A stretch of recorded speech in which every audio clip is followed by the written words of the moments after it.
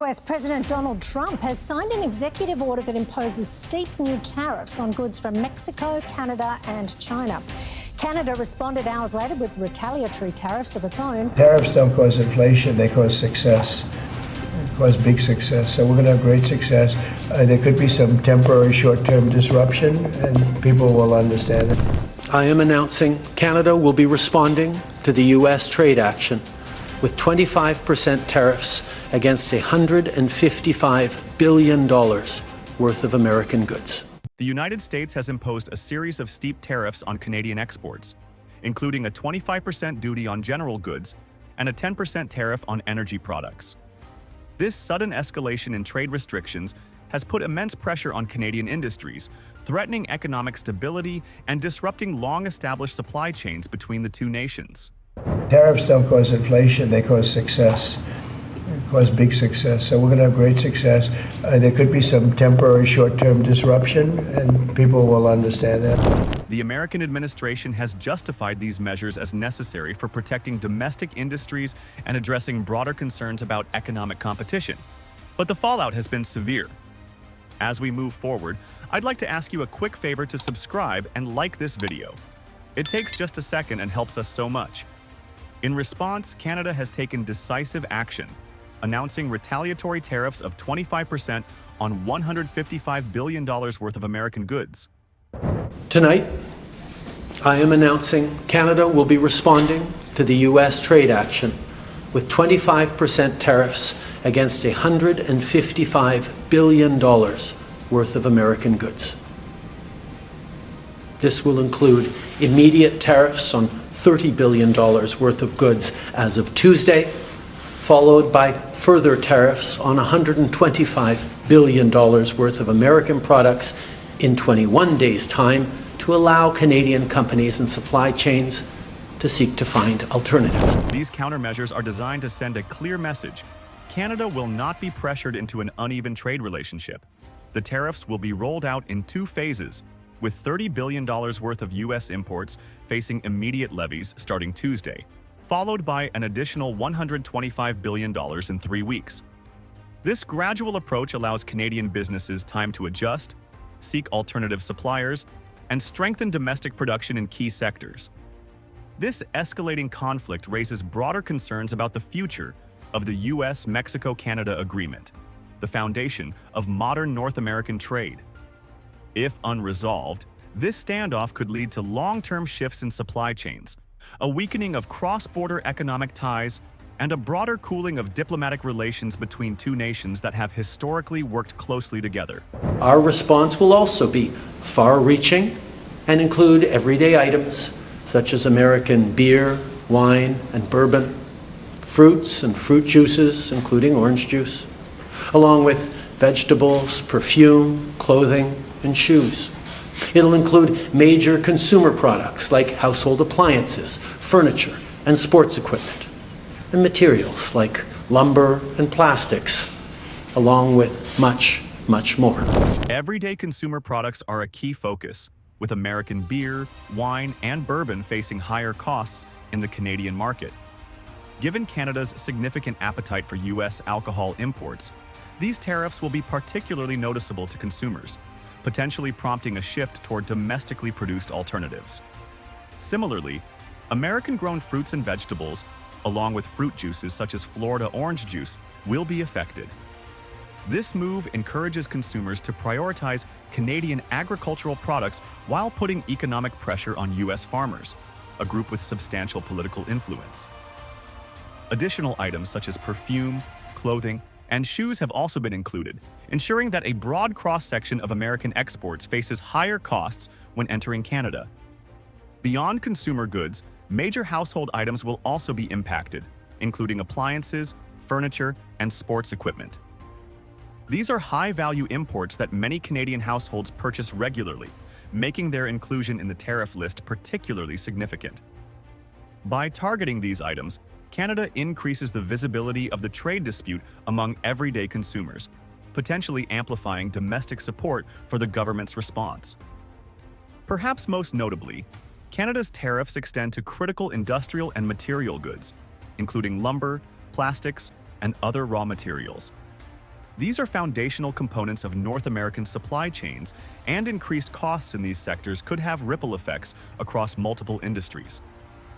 The lumber tariffs, in particular, are likely to hit U.S. suppliers hard, given the long-standing trade disputes between the two countries over softwood lumber. Meanwhile, increased costs on plastics and other industrial materials could disrupt manufacturing and construction projects that rely on steady, cost-effective imports. Beyond direct tariffs, Canada is also considering a range of non-tariff measures to strengthen its position in the trade dispute. These measures, which are being explored in collaboration with provincial and territorial governments, could have far-reaching consequences beyond traditional economic retaliation. While tariffs primarily impact the price of goods crossing the border, non-tariff measures can reshape long-term trade relationships, influence investment decisions, and shift supply chains in ways that are not as immediately visible, but could prove even more disruptive in the long run. The federal government's discussions with regional leaders suggest a coordinated effort to ensure that any additional actions taken will not only respond to U.S. policies, but also strengthen Canada's economic resilience in the face of future trade uncertainties. And as part of our response, we are considering, with the provinces and territories, several non-tariff measures, including some relating to critical minerals, energy, procurement, and other partnerships. We will stand strong for Canada. We will stand strong to ensure our countries continue to be the best neighbors in the world. One of the most significant areas under consideration is the restriction of critical minerals and energy procurement. Canada is a global leader in the production of essential minerals, including lithium, nickel, and cobalt, key materials for batteries, electronics, and renewable energy technologies. The United States heavily relies on Canada as a supplier of these resources, and any restriction or reallocation of these exports could have serious consequences for American industries, particularly in sectors that are transitioning toward greener energy solutions. In addition to these economic measures, Canada is also reviewing its broader strategic partnerships with the United States. This could involve reassessing cooperative agreements in defense, technology, and infrastructure development, areas where both countries have historically worked closely together. While no specific actions have been announced, the fact that these options are on the table suggests a willingness to use leverage beyond just trade. Strategic reevaluations could mean prioritizing partnerships with other nations, reducing reliance on US-based suppliers, or renegotiating existing agreements to secure more favorable terms for Canada. Beyond military alliances, Canada has consistently extended a helping hand in times of American crisis. When tragedy struck on September 11, 2001, it was Canadian towns that welcomed stranded American travelers as flights were grounded across North America. During Hurricane Katrina, Canadian emergency responders were among the first to arrive, providing aid and relief to the devastated communities of Louisiana. When wildfires ravaged California, Canada dispatched firefighters and resources to help contain the destruction. These moments of solidarity are proof of the deep-seated commitment Canada has always shown toward its neighbor. The message from Canada is clear. History has shown that when the two nations work together, they are stronger. The bonds forged through decades of alliance, trade, and mutual support should not be cast aside for short-term political or economic gain. One of the most striking aspects of Canada's internal response has been the close collaboration between all sectors of society. The federal government, in consultation with provincial leaders from every corner of the country, has ensured that the entire nation is aligned in its stance against the tariffs. From British Columbia to Newfoundland and Labrador, Canadian leaders from provincial premiers to business executives have come together to send a clear message: the country will not back down. In addition to standing firm against external pressures, Canada is taking proactive steps to strengthen its internal economy. One of the government's key strategies is to reduce internal trade barriers, which will make it easier for Canadian businesses to operate across provinces.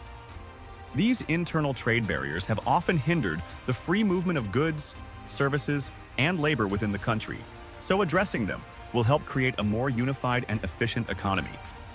Canada and Mexico, recognizing the shared threat posed by U.S. trade actions, have been working closely together to formulate a robust strategic response.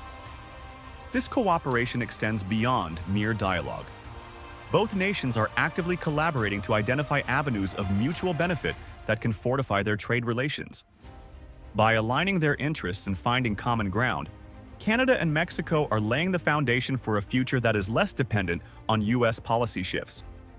In response to the trade restrictions and rising tariffs, the Canadian government has issued a rallying call to the nation's citizens, urging them to embrace economic nationalism in support of local businesses and domestic industries.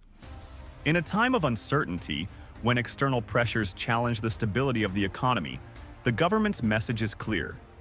Canadians must look inward and take pride in their products and services. In addition to buying local, the government is also promoting Canadian tourism as a means of reinforcing national pride. Instead of traveling abroad, Canadians are encouraged to explore the diverse landscapes and cultural experiences their own country has to offer. Whether it's discovering the natural beauty of the Rockies, experiencing the vibrant art scene in Toronto, or enjoying the peaceful coastlines of the Maritimes, Canada is rich with opportunities for domestic tourism. History has shown that Canada is a nation capable of adapting to change, finding new opportunities, and securing its future, no matter the obstacles it faces. We've built the most successful economic, military, and security partnership the world has ever seen. A relationship that has been the envy of the world. Yes, we've had our differences in the past, but we've always found a way to get past them. As I've said before, if President Trump wants to usher in a new golden age for the United States, the better path is to partner with Canada, not to punish us. Now, as we reflect on the situation, it's important to ask, what do you think about Canada's stance in the face of these tariffs? How should the country move forward in the evolving global economic landscape? Let us know in the comments.